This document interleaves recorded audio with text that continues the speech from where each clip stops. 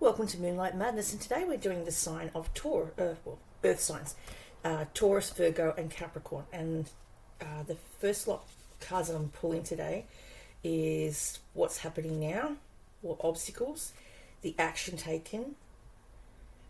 It's a 5-card spread. I've got the book. I always forget what it's called, but it's that's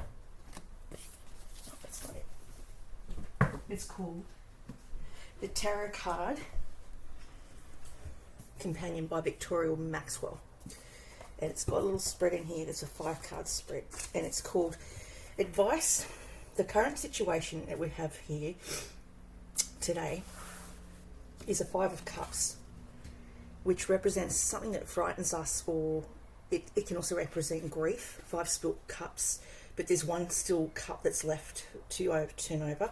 So maybe 5 months ago you went through a devastating death in the family that was unexpected. It was a sudden, unexpected death. And the current situation is that you're still going through the grief. Grief is something, it comes in waves. It's not a straight one point to another point. It goes up and down like the ocean. And so sometimes you might have waves of emotion some days, and you're better on other days. It depends what's going on in your world. If you sit at home and you dwell on this sadness, it becomes harder to pull yourself out of it. You have to try and get out of the house every day if you can, because you're with other people and you're talking about it with others. Even if you could seek out some type of counselling, would be advised. I talk to Lifeline pretty much every second day in dealing with things that I'm still trying to get over. It's a half glass empty. It's crying over spilt milk. It's letting go. It's learning from experience and mistakes and learning there's a silver lining. It's represented by Scorpio, so it's a water card. If you're a Scorpio with a Taurus moon, this reading is also for you, because cross watches you can have a Scorpio as your sun sign, but you may have several other planets that are around you in your natal chart. You might have a Taurus in your natal chart. So the person he's depicted in this book as a person with a cloak, and the cloak is covering his head and he's looking down, and it's basically saying that he's got a cloak around him, and he's bowed in sadness as he looks at the 3 cups that have spilled over and poured out. Behind him are the 2 upright cups still standing in the distance, and it says he may have to cross over a bridge to get over something. Let yourself grieve for what you've lost. You're allowed to feel sad and upset that things haven't worked out. Dreams that failed, or people that are no longer in your life. But don't lose sight of the bigger picture. There's still goodness, people to love, dreams to work towards, and so much to be grateful for. If you take the time for it, let the past go, turn around and focus on your future. What have I lost? What good still remains? And there is so much good in my life. I'm grateful for what I have, and write a gratitude list.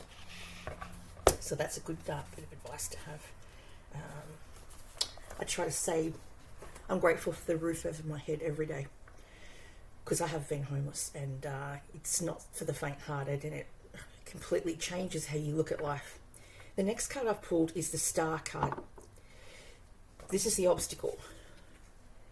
To get healthy, you need to get your health in order. Your health may have suffered because of the death of the loved one, and you might not want to eat. You might not have that ability to have an appetite. So it's saying to look after your health. The block or challenge is to look to the future with hope and optimism, the power of faith to move mountains, happy changes that bring relief from challenging times. You may have an Aquarian around you as well, or you may have Aquarius in your natal chart. I know my 2 sons have Aquarius in their natal chart, and I have Aquarius. I'm an Aquarian, but I have a placement in Capricorn and an ascendant Aries, so I've got a lot of fire. Okay, so the Star, I've got the Amethyst to help with overthinking things and stress and people that have a lot of things going on in their head when they can't switch it off. There's lots of, I call it white noise. You've got constant chatter in your head. It's like monkeys chattering, and you overthink things, and sometimes that can cause physical ailments like a cold, or you might have aches and pains in strange places, digestive issues, because something is upsetting your digestion and your ability to process your food, because your nervous system upsets your digestion. And we've got the third brain, which is in our stomach, the vagus gland. If that's off kilter, if you're stressed about something at work or stressed about being around people, your digestion will be slower to move food and slower to lose weight as well. Your hormones are also affected by your breath work. So breath work's really important for air signs. If you can somehow find a way to swim, run or walk to breathe out negative energy, this is a little technique I found. Breathe out negative energy into the black obsidian. Breathe in positive energy for 4 breaths and hold for the crystal. The basically the white crystal. I did have the name in my head, it's just gone for temporarily. But black obsidian is to let it out, and the white is for breathing in. Quartz, that's what I was trying to say, quartz. The white one's the quartz. Okay, now it's saying here, write a gratitude list. The best time to write a gratitude list or to be grateful is at the end of the day. You be grateful for the day that you had. It's usually around between afternoon and sunset. We've got the next card is the Ace of Cups. This is the advice. The Ace of Cups is love coming into your life. You're attracting new love. Some of you may have just met someone, or you might be about to meet someone in the next month. So next month is what? June. So in June, open your heart to love, the beginning of a new relationship or the rebirth of a current one, awakening of psychic abilities or spiritual epiphanies. Now I've put the rose quartz crystal because rose quartz represents love. So I did that. Ace of Cups is the beginning of the month too. So, the beginning. It's an outpouring of love. This is your advice. Self-love, self-care, heart-opening, well-being, fulfillment, endless supply from source energy, blessings, holy grail, opening of psychic ability. It can also represent a Scorpio, Libra, or a Cancer. This is what that card represents, but it is water predominantly. And it's saying here, a hand emerges from the cloud holding a cup that is full and overflowing with water. The cup runneth over, suggesting fulfillment, blessings, and endless supply. The dove, a symbol of the Holy Spirit above the cup, represents spiritual nourishment. Yes, so when you see birds, they're usually messengers. They're trying to get messages through from past on loved ones. So if you see a bird outside and you're thinking about someone at that time, it's probably them coming through as a bird, because it's communication. There is a potential here for you to receive many blessings, especially when it comes to love, wellness, and fulfillment. Then butterflies are another way they communicate with me, because I've got a butterfly tattoo, and like attracts like.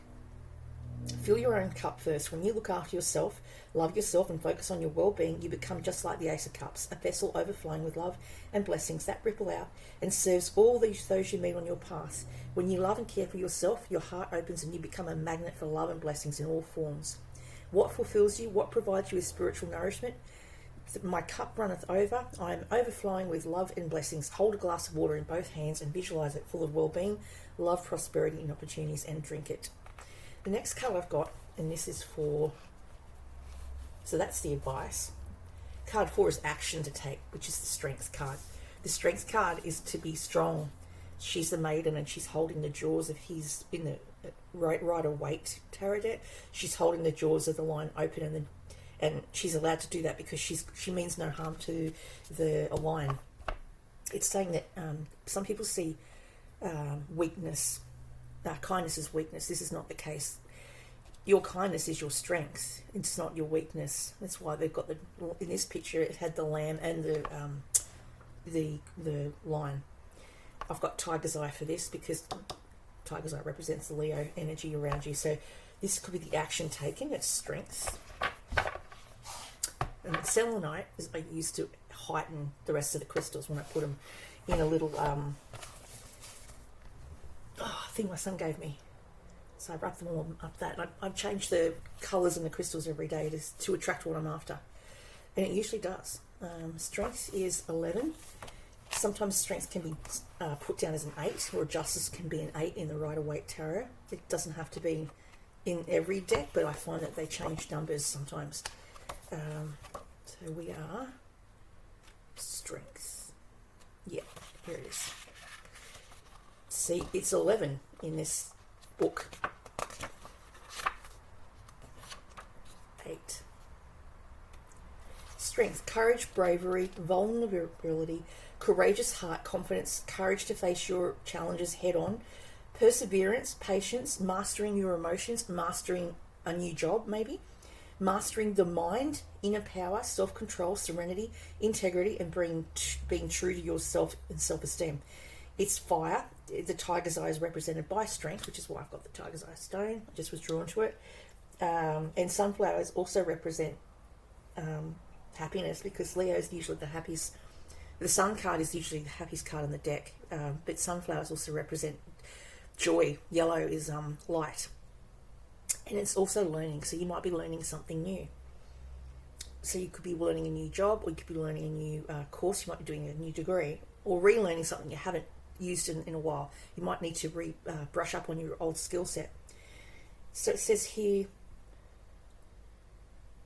it's a continuation of all things, a symbol of eternity. True strength is not in how physically strong you are, but in vulnerability, in being true to who you are and living with a courageous heart. Your strength is found when you anchor more deeply into love and compassion. Stand up for what you believe in and choose to live by your own moral code. You have the strength to overcome any challenges in your life as long as you work on mastering your emotions and mind. So yeah, balancing out the head and the heart, basically. If you can control your thoughts, then you can control your body's reaction to those thoughts. Live a big, bold life. Be strong, it's telling you, and proud of who you are, and live with your heart open wide. Share your heart, vulnerabilities, truth, passions, and light with the world. As you activate your inner power, you'll inspire so many others to do the same. Whatever you are going through, you'll get through it with love and courage. How are my strengths? How can I live with a courageous heart? I have the strength to overcome any challenges or obstacles. I have the courage to live a big, bold, and heart-centered life. Create a simple sigil or a symbol to represent a line and draw it on yourself using oil or eyeliner, or visualization of light when you need courage. So it's telling you to have courage. Courage is not thinking you're going to win. It's facing adversity with an open heart and being vulnerable and saying, I'm not okay with this new job. I need to have a little bit more practice to get it right. And it makes perfect, and it takes time to learn a new skill, but it's saying do it with a courageous heart and you will win the battle. That's a really good advice. And then you've got the last card is the potential outcome, which is a 3 of Cups. You may be going to a graduation or your own graduation from high school, from preschool, a graduation from university. It's saying a graduation, and that you've gone through something very painful. It's been a very long journey, and you're at the end of it, and that's coming up in the next 3 months. So we've got here the 3 of Cups, newsworthy celebration. Friends you cherish are around you for your graduation. And it's the 3 of Cups. And then I'm just finding it. What else? Sometimes it'll tell you a crystal that is representative of that cup in this book. That's why I like it. It tells you about what crystals to use. Cancer, it's water element. Okay, so water is definitely Scorpio, Cancer, and Pisces. So I would put black obsidian on this one. Black obsidian helps to ground the emotion, because water signs are very emotional, and sometimes the only way to ground them is to put something that's going to be grounding for them, which is eating foods that are grounding, like carrots, potatoes will help to ground them and stop them from, if they don't want to have a premonition in their sleep or a daydream. I like to call them daydream visions. I get them all the time. I haven't actually taken the black obsidian with me for a while. I think I might have to start doing that, because if I don't and I get too hot, that's when I get future visions when I'm walking. That's why I wear dark sunglasses, because I sometimes don't want to see them. I'm like, I don't have very good boundaries with the living. and that's what Alison Dubois says. If you don't have very good boundaries with the living, then you're not going to have great ones with the dead. She says you have to tell them, I'm only available from 9 to 5, like a work day, which makes sense to me. Spend time with people who you feel and light you up, support you and celebrate your success. Celebrate others and support those around you. Remember that a rising tide lifts all boats, so congratulate those who are doing well, and more abundance will surely come your way. Seek joy, count your blessings, be grateful for what you have. Spend more time doing the things that make you happy. This is one of the fastest ways to feel more abundant. How can you support the success of your friends and loved ones? What rituals can you help celebrate yourself and others going forward? I'm abundant. I choose to spend my time with people who lift me up. Reach out to a friend and plan a get-together, is what it's saying. So you might be catching up with friends, even next couple of months because of birthdays or graduations, or extended friends that are around you.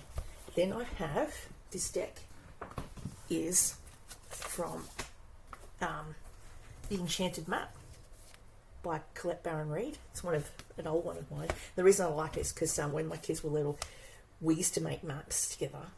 And they used to make maps with their dad's then partner on school holidays. So this reminds me of when they were young. And they had fun making it. All right. I'm going to shuffle. I'm going to take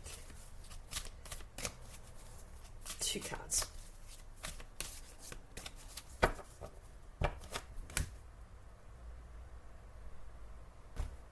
Might do 3. 3 cards, past, present, future. We have the Wishing Well. That's the past. We have Metamorphosis. It's the present. We have the future. Field of Dreams. Okay.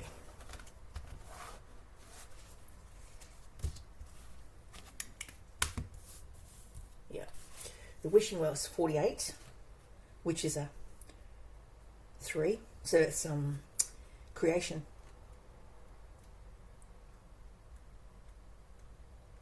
Okay, desire is the most important impulse for creating life. Feel it, but let go of all attachment to ownership. Now you're seeing the relationship between desire and inspiration, and sensing that the moment of truth when you feel the inception of a new life. It is an aha moment, a moment when everything makes sense. Perhaps you recognize a soulmate or are conceiving a baby or an idea. The Wishing Well card awakens you to the presence of unseen forces that enable you new beginnings. Divine intelligence activates the field of possibilities where new life is co-created in a magical way. Neither you nor anyone else can know how or why this happens, it just does. To that end, you can't control the process of growth. Rather, you must step aside to be a channel for higher forces and relinquish any attachment to how this new creation should appear or when. Form your intention and take action by dropping the coin into the Wishing Well, then trust in spirit, prepared to be amazed. So you may have a fountain near where you live, or you can access it through a bus system that takes you to a fountain in front of a library. Like I've got one in where I live in my hometown, and it says to make a wish because your wishes can come true, especially a piece of silver. Silver attracts feminine energy as well and feminine qualities. So if you're looking for a partner, make a wish at a fountain or a body of water. Could be a lake, could be a river, could be an ocean.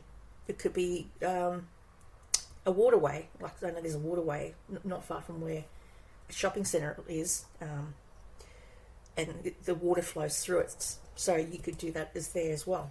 Metamorphosis. This is about the butterfly, and we're just talking about butterflies, so I've called that in, like tracks alike. The chrysalis forms into a butterfly. So Metamorphosis is 25, which is a 7, so it's a lucky card as well. It's telling you are in the process of deep and beautiful change. Butterflies earn their wings through great effort. The process of change is often painful, for it is never ever without losses and sacrifices. If you are to transform from one form to another, a part of you needs to die. Letting go isn't easy, especially when you're used to thinking a certain way about your life and how you choose to live it. Just as a snake sheds its dead skin or a caterpillar dies so that a butterfly can be born, you're required to release your old ideas and embrace the necessary change so you can live your best life. Perhaps you're being asked to let go of low self-worth, a dream that no longer serves you, a relationship that is draining, or unhealthy habits. Despite your fear, you must accept that this is a transformational time for you. There'll be some loss involved, but you'll love what you become. And then you've got 21, which is the Field of Dreams. That's a good card too. A new chapter for you. You may be doing something new. You may be changing jobs and going into a different career path. Your thoughts, feelings, and beliefs are always engaging the vast field of pure potential. This is the perfect time to harness that field of vast potential not yet realised in your life. Great abundance is yours if you're willing to do the work alongside the gentle gardener. Be clear about your thoughts, feelings, and beliefs. Concentrate on your best life regardless of the temporary outer conditions imposed upon you by the greater world, which has its own story to tell. You have a basket full of seeds that are quite powerful, for your talents are divinely inspired and sent down and will indeed lead to a greater harvest to be shared with others. You will reap what you have sown. Dream big, dream beautiful, take action and tend to the garden of your life and experience the extraordinary things that are coming for you. That's a really good reading for Taurus, Capricorn and Virgo. And we're on the end of May, so I got in just in time to do the Tauruses. I've did airs, I've done air, I've done water. I've put up air, water and fire. I just had gotten late to the earth signs because I had a visitor yesterday. I had my son coming up to visit, so I made time for him and stayed with him and just wanted to hang out. But today I knew I was going to focus on this today. So I've got him just in time for earth sign for May.